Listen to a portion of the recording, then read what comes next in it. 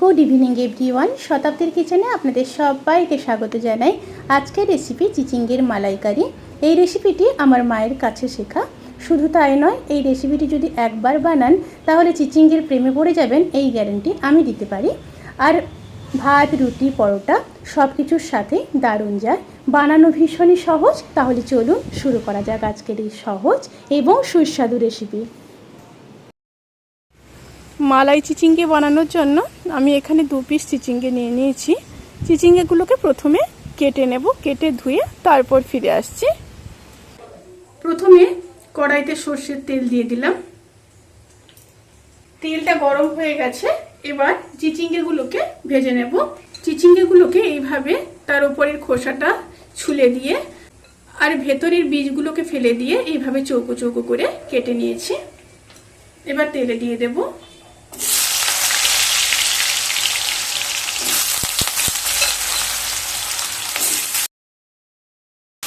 সাথে দিয়ে দেব খুব সামান্য লবণ, আর দিয়ে দেব 1/2 চামচ হলুদ গুঁড়ো।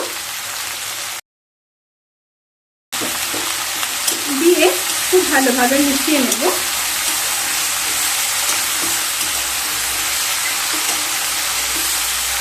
এবার ঢাকা দিয়ে চিচিঙ্গেগুলোকে খুব ভালোভাবে ভেজে নেব।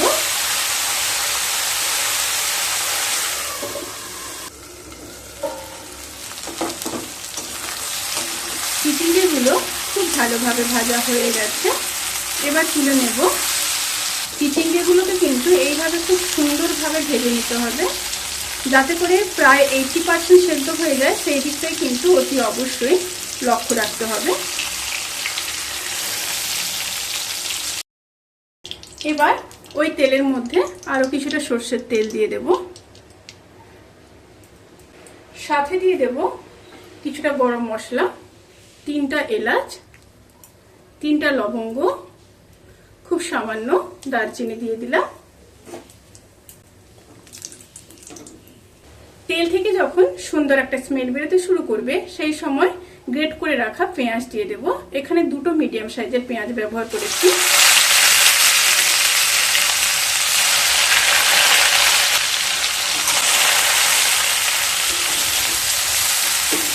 পেঁয়াজগুলোকে হালকা ব্রাউন কালার করে ভেজে নেব।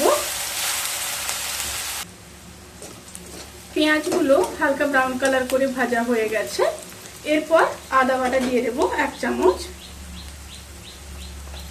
সাথে দিয়ে দেব 1/2 চামচ লঙ্কার গুঁড়ো, 1/2 চামচ হলুদ গুঁড়ো, আর দিয়ে দেব 1/2 চামচ রোস্টেড জিরের গুঁড়ো। অতি অবশ্যই এখানে রোস্টেড জিরের গুঁড়োটা ব্যবহার করতে হবে। এবার খুব ভালোভাবে কষিয়ে নেব।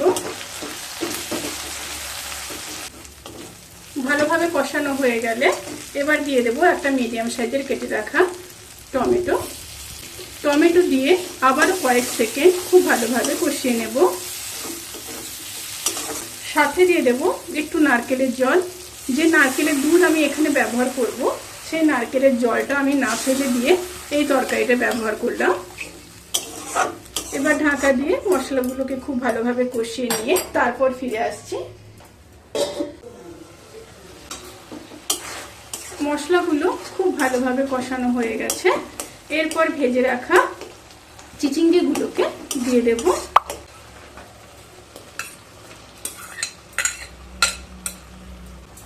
সাথে দিয়ে দেব পরিমাণ মতো লবণ। আমি চিচিঙ্গে ভাজার সময় লবণ দিয়েছি, সেই অনুযায়ী আমি এখানে লবণ দিলাম।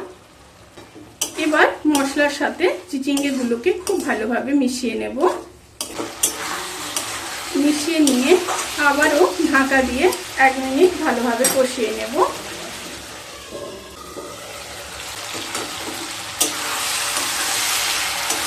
খুব ভালোভাবে কষানো হয়ে গেছে। এবার নারকেলের দুধ দিয়ে দেব। এখানে আমি একটা বড় নারকেলের পুরো নারকেলটাই ব্যবহার করেছি। আর এই রান্নার ক্ষেত্রে আপনারা নিশ্চয়ই দেখতে পেলেন আমি নারকেলের জল ব্যবহার করেছি। অবশ্যই কিন্তু আপনারা নারকেলের জলটাকে কখনোই ফেলবেন না, তরকারিতে দিয়ে দেবেন, তাতে করে তরকারির টেস্ট অনেক ভালো আসে। এবার ফুটে আসা পর্যন্ত অপেক্ষা করব। তরকারিটা ফুটে এসছে। এবার ঢাকা দিয়ে লো স্টিমে 5 মিনিট হতে দেব। রান্নাটা অলমোস্ট ডান। এরপর নামানোর আগে 2 চামচ চিনি দিয়ে দেব। এটা একটু মিষ্টি মিষ্টি হয়, তা না হলে ভালো লাগবে না, যেহেতু এটা নারকেলের দুধ ব্যবহার করা হয়েছে। আর দিয়ে দেব 1/2 চামচ গরম মশলার গুঁড়ো। এখানে আমি শাহি গরম মশলার গুঁড়ো ব্যবহার করছি। শাহি গরম মশলার গুঁড়োর লিঙ্ক আমি দিয়ে দেব, আপনারা যদি চান তাহলে অবশ্যই চেক করে নিতে পারেন। এবার খুব ভালোভাবে মিশিয়ে নেব। ভালোভাবে মিশিয়ে আবারও 1 মিনিট রান্না করে নেব। রান্নাটি অলমোস্ট ডান। এইভাবে হালকা গ্রেভি থাকবে, তবেই খেতে ভালো লাগবে। অবশ্যই কিন্তু আপনারা এই রেসিপিটি ট্রাই করবেন। এবার গ্যাস অফ করে ঢাকা দিয়ে 10 থেকে 15 মিনিট স্ট্যান্ডিং টাইমে রেখে তারপর সার্ভ করব। ভিডিওটি কেমন লাগলো প্লিজ কমেন্ট করে জানাতে কিন্তু ভুলবেন না। যদি ভালো লেগে থাকে তাহলে সাবস্ক্রাইব করে পাশে থাকা বেল আইকন প্রেস করে নোটিফিকেশান অল করে রাখবেন, তাতে করে আমি যত রেসিপি দেব সমস্ত লিঙ্ক আপনাদের কাছে পৌঁছে যাবে। আপনারা সবাই ভালো থাকবেন, সুস্থ থাকবেন, সাবধানে থাকবেন। আজকের মতো এই পর্যন্ত। পরের ভিডিওর জন্য অপেক্ষা করুন। টাটা।